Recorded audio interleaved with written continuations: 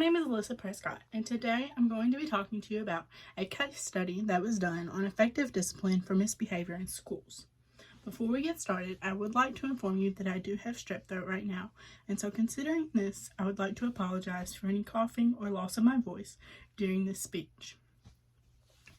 One of the greatest concerns of teachers and employees and staff in the school districts right now is providing classroom management for students while also providing a safe and productive environment to learn and to continue to educate. Research has been done into different methods to try to implement these effective methods into school. The three methods that we're going to be talking about today are OSS, ISS, and SRC.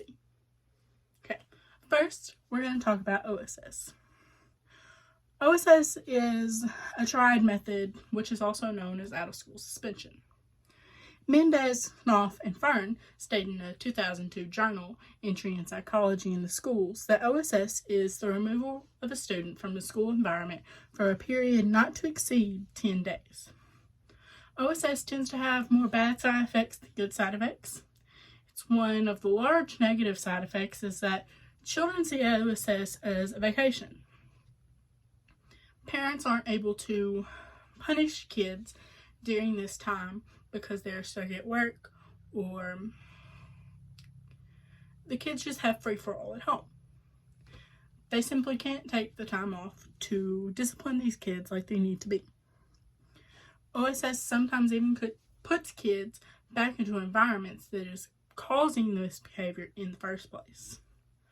The only positive effect of OSS is that it allows for behavior problems to be removed from the school and the classroom. It allows for a more uninterrupted version of learning for the rest of the students in the classroom. The big problem, ultimately, is that you're only fixing the problem temporarily because you aren't finding the root of the problem and fixing that. OSS tends to push away those students who ultimately just need a little more love and affection within the classroom. Love and affection towards a behavior student can go a long way in correcting the behavior. The second method that was brought about in the case study was ISS. This is otherwise known as in-school suspension. Larry Leapley in a 1997 Ann Arbor, Michigan UMI Company article observed, intervention offered by a trained teacher in ISS helped to reduce the number of violent acts when compared with controlled schools. The controlled schools did not have a trained teacher within the ISS rooms. ISS is most effective when used for high-risk behaviors and for repeat offenders, children that are continually doing these same behaviors over and over and over again. ISS is not effective when used for mistakes like truancy, sleeping in class, texting on your phone, things like that. They're too small to be affected by ISS. ISS also proved to reduce the number of out-of-school suspension days within the classroom and within the given year.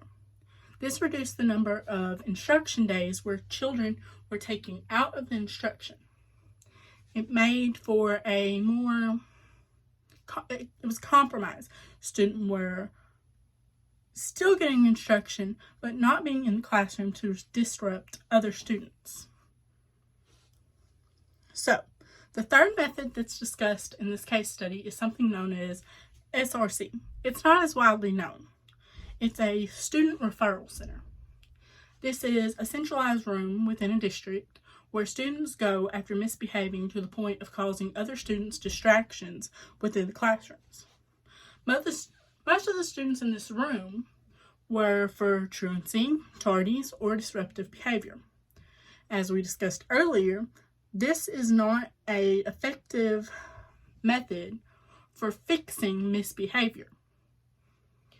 It was also found that these centers had a much higher enrollment than could be effective to change behavior. They doubled the required or the expected enrollment. These centers ultimately did not have the resources or the structure to prove effective to help the misbehaviors in this great amount of students. Ultimately, the outcome of the study was that ISS, when used effectively, was the best discipline method for misbehavior.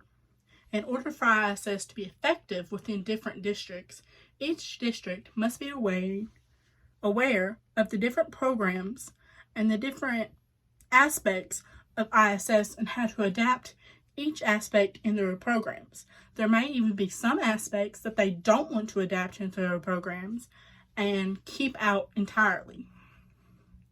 Overall, discipline methods for misbehavior are still being researched and put into practice. But for now, ISS is the best option.